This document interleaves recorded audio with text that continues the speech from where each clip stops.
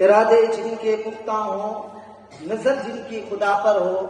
ارادے جن کے پختہ ہوں، نظر جن کی خدا پر ہو، تلا تم خیز موجوں سے وہ گھبرایا نہیں کرتے۔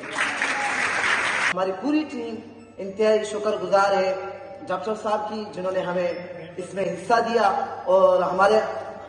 رورل ایریا میں جو اسٹوڈنٹس ہیں ان کے اندر ایک کانفیڈنس لیول کو امپروو کرنے کے لیے ایک بہترین اپرچونٹی دی۔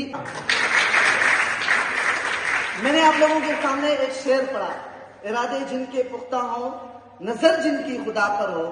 ارادے جن کے پختہ ہوں، نظر جن کی خدا پر ہو، تلا تم خیز موجوں سے وہ گھبرایا نہیں کرتے۔ تو آپ یہ شعر یاد کریں تو انشاءاللہ آپ اس شعر سے جو ہے نا ایک بہت بڑا لیسن یہاں سے لے کر جائیں گے۔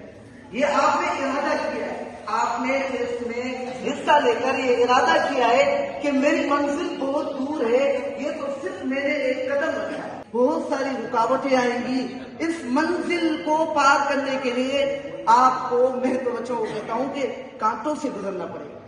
تو آپ لوگ جو ہے نا ہمت نہیں ہارنی، آپ ہی اپنے والدین کے پراؤڈ بنیں گے، آپ ہی اپنے ٹیچرز کے پراؤڈ بنیں گے، اور آپ ہی اپنے اس سوسائٹی کا انشاءاللہ نام روشن کریں گے۔ لوگوں کی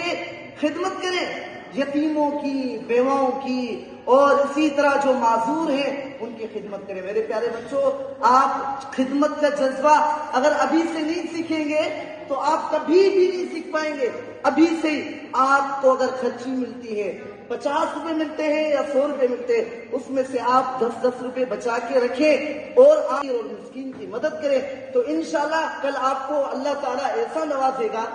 نوازے گا کہ آج آپ لوگ ایک کی مدد کر رہے ہیں تو کل آپ لوگوں سے اللہ تعالیٰ 100 نہیں 1000 لوگوں کی خدمت کا موقع فراہم کریں گے۔ یہ ناممکن نہیں ہے، یہ ناممکن نہیں ہے۔ جنہوں نے ہمیں اس قابل بنایا کہ آج ہم یہاں کھڑے ہو کے 2-3 الفاظ بول کر اور آپ کی رہنمائی کر رہے ہیں، تو